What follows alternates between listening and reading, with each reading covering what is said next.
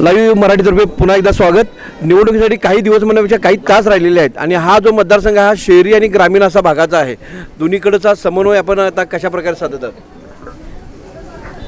दोन्हीकडचा समन्वय आम्ही ऑलरेडी साधलेला आहे। ऑलरेडी हा मतदारसंघ आमच्या परिचयाचा आहे। गेले 10 वर्ष या मतदारसंघात काम करतोय, त्यामुळं मतदारसंघात दोन्हीकडे आमचा इक्वल टच आहे। महिला सबलीकरणासाठी आपण काम करताय आणि महत्त्वाचं म्हणजे गोकुळवर एक अंकुश ठेवलेला आहे तुम्ही चांगल्या प्रकारे। तर आताच तुम्ही बोलला की त्यात मतदारासाठी वापर होतो यंत्रणेचा, तर त्या संदर्भात आपण काही ठोस भूमिका घेतल्या किंवा पुढे काय आपण सांगणार आहात? नाही, या कार्यकर्त्यांनी काय म्हणतात त्याला व्यक्त केलेल्या भावना आहेत की अशा पद्धतीनं गोष्टी व्हायला लागलेल्या आहेत ज्या चुकीच्या आहेत, यापूर्वी घडल्या नव्हत्या आणि अशा नाही झाल्या पाहिजेत। ही कार्यकर्त्याची भावना आहे। शेवटी सत्ता त्यांची आहे, काय करायचं ते ठरवणार बहुमताने। मी त्याच्यावरती ठोस भूमिका म्हणजे माझा फक्त विरोध असेल अशा सगळ्या गोष्टींच्यासाठी।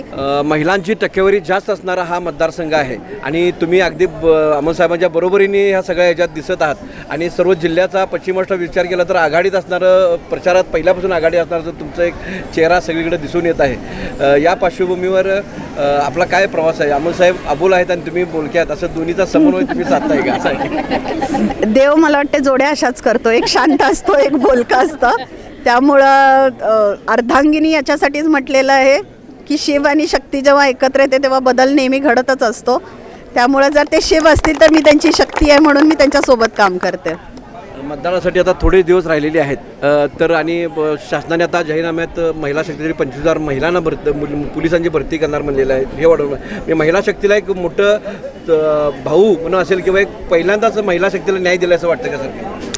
आपण ज्या देशात राहतो त्याला खूप मोठी संतांची परंपरा आहे। आपण काय म्हणतात धर्म जपणारी, परंपरा जपणारी, संस्कृती जपणारी लोकं आहोत आणि आपल्या संस्कृतीमध्ये नेहमीच महिलांना मोठं आणि उच्च स्थान दिलं गेलेलं आहे आणि मला वाटते सरकार फक्त ती पुढे त्याच विचारांवरती चालते। म्हणून नेहमी सगळ्या योजना ज्या आहेत केंद्र सरकारच्या तुम्ही बघाल तर त्या महिलांना केंद्रबिंदू मानून या सगळ्या बनवलेल्या आहेत।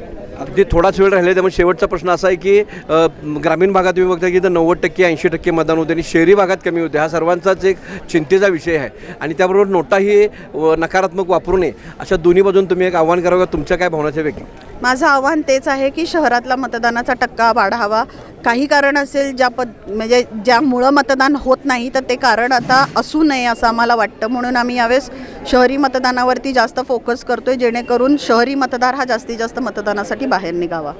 धन्यवाद। मिसळ पे चर्चा या ठिकाणी संपन्न झालेली आहे।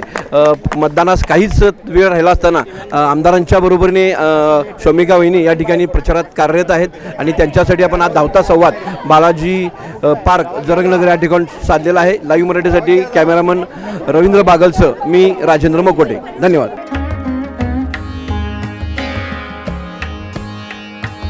सणासुदीचा आनंद द्विगुणित करा वारणा उत्पादनांसोबत। वारणा श्रीखंड, तूप, दही, दूध, लस्सी, बटर, चीज आणखी बरंच काही। सणासुदीच्या काळात शुद्ध आणि सात्विक वारणा उत्पादने घरी आणा। वारणा, आनंद अस्सल चवीचा।